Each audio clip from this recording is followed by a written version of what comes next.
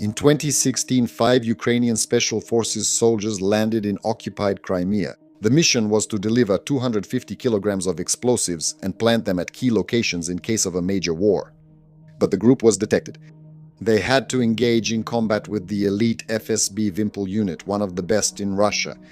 Several Russian officers were killed in that battle, including FSB Lieutenant Colonel Roman Kamenev.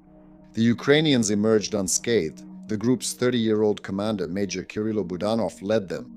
Today we will discuss who he is, not because it's a beautiful story about a superhero, but because this person is the key to understanding how Ukraine fights, not by numbers, but by logic. Let's start with the fact that there is almost nothing about Budanov's childhood in open sources. This is not a coincidence, it's a professional habit of a person who has worked in the shadows all his life. Very little is known. He was born on January 4th. He was born in 1986 in Kyiv. As a child, he spent a lot of time in Crimea. In the very same Crimea to which he would later return with a different purpose. He practiced swimming and from an early age knew what he wanted to be. In 2007, he graduated from the Odessa Institute of Land Forces, from the Faculty of Airmobile Troops, and immediately joined the Special Forces of the Main Intelligence Directorate. Not to headquarters or analytics, but to Special Forces. That's a key part of his character.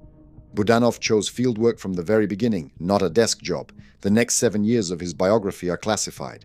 Operations, positions, ranks, all classified as secret.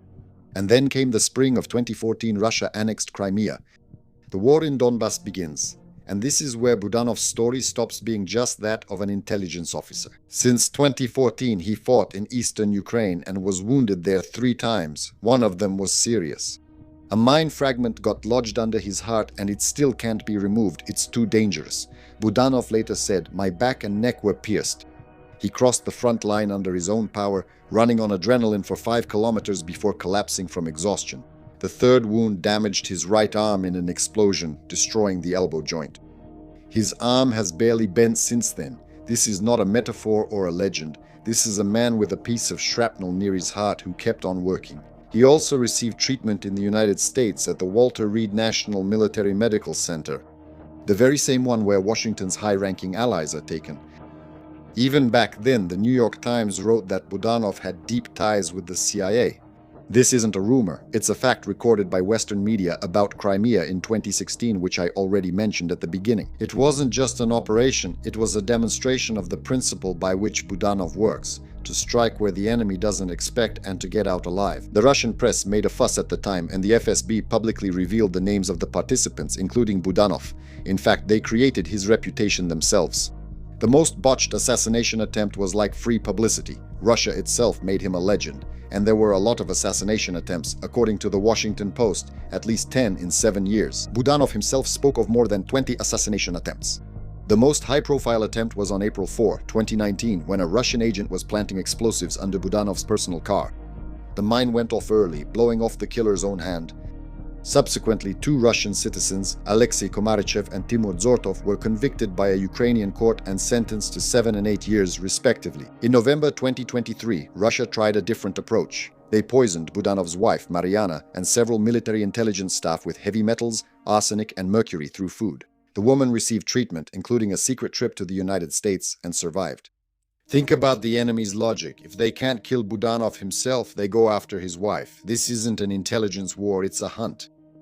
And the fact that he continues to work after all this says more about the man than any official biography. On August 5, 2020, President Zelensky named 34-year-old Budanov as head of the Main Intelligence Directorate. Before that, no one outside a close circle really knew him. He was not a public figure. And this is exactly the key feature of his style. To act, not to talk. To be present unnoticed and strike unexpectedly.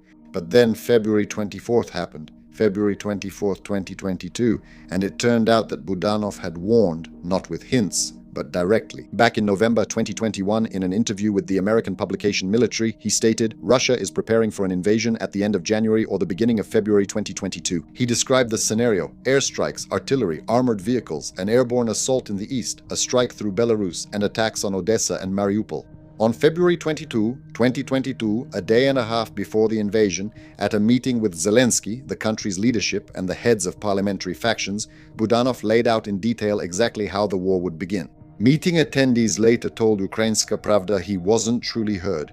The Minister of Defense and head of the SBU dismissed the possibility of a full-scale invasion. A day and a half later, Russian columns advanced exactly along the routes he had mentioned, and that's an important point. Not because Budanov turned out to be right, but because he was right at a time when it was politically inconvenient, when Zelensky was publicly saying that the West was stirring up panic, when people in Kiev were afraid of an economic collapse because of the alarming news. Budanov still said what he saw. This is both a professional quality and a personal trait. In early March 2022, when Russian troops were in the suburbs of Kiev and the situation looked catastrophic, Budanov went on air and declared, "The Russian offensive has stalled." He said this at a time when few people actually believed it. He turned out to be right. In April 2022, he predicted that the turning point would come in the second half of August. In September 2022, the armed forces of Ukraine launched a counteroffensive in the Kharkiv region, one of the most brilliant operations in modern military history, and it happened exactly in that period. And here historical honesty is important. It's the hallmark of a good analyst. Not all of Budanov's predictions came true. He said that active fighting would end by the end of 2022, but the war is still ongoing. He promised that Ukrainian troops would enter Crimea by the end of spring 2023. That didn't happen. He said it himself directly. "We are off schedule. We're not behind, we're off schedule." Those are different things. Someone who openly admits mistakes and clarifies the difference between falling behind and getting off schedule is an analyst, not a propagandist. Under Budanov's leadership, Ukraine's military intelligence carried out a number of operations that were considered impossible before him. Strikes on the Black Sea Fleet in Crimea. The fleet that was supposed to dominate the sea was forced to leave Sevastopol. Drones over Moscow. The Crimean Bridge. Strikes on oil refineries deep inside Russia. Operations in Africa against the Russian presence in Mali and Libya. Russia responded to all of this predictably. Arrest in absentia, charges in 4 terrorist attacks, inclusion in the Rosfin monitoring list of terrorists and extremists. The Basmany court of Moscow arrested him in absentia in December 2023. The Economist wrote in 2023, "The Ukrainian master spy has gotten on the Kremlin's nerves." This is probably the best description of the results of his work. On January 2nd, 2026, Zelensky proposed that Budanov head the president's office, one of the most influential positions in the Ukrainian political system. It's a promotion, but it's also a change of role, from a man in the shadows to a public negotiator and coordinator. Budanov agreed, and here lies the main strategic paradox of this whole story. Russia spent more than 10 years trying to eliminate Budanov. They poisoned his wife, blew up cars, and declared him dead in fake news reports. In absentia, rulings were handed down. What was the result? Budanov is sitting in the chair of the head of the office of the president of Ukraine. Russia is recorded in international sources as a state that poisons the wives of its opponents. The hunt created exactly the person it feared. There's another detail that's rarely mentioned. In February 2022, Budanov moved to live in his office, together with his wife, together with a cat named Gunther Sech, with a canary and a frog. He said in an interview that there's a frog living in his office. A man with a fragment near his heart, with an almost immobile right arm. He survived 20 assassination attempts. He lives at work and talks to a frog.